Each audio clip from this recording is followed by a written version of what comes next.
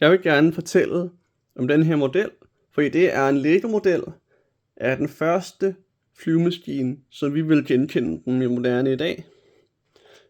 Og det er The Wright Flyer 1 fra 1903, bygget af Wright-brødrene.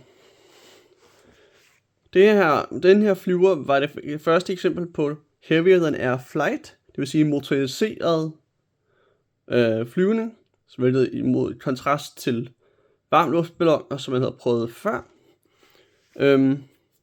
Og fordi det var det første fly, så er den meget primitiv, fordi de vidste ikke bedre. Så det er lavet af træ og stof, og den har en stærk motor på 12 hestekræfter, hvilket var meget dengang, som var med et kædedrev forbundet til de her to propeller. I virkeligheden er det bare en motoriseret drage,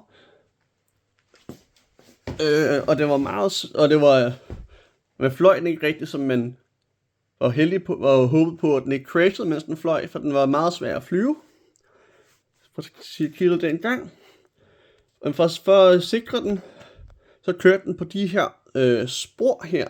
Den kørte simpelthen den startede på en bane, den havde en fast bane, og så fløj den, så ville den flyve, og så ville den lande tilbage på sporet. The Wright Flyer 1 nåede at flyve 4 gange, nåede 260 meter på sit sidste forsøg, inden det så crashlandede. Men det banede vejen for Wright Flyer 2 og 3 og så videre, og inspirerede alle de andre.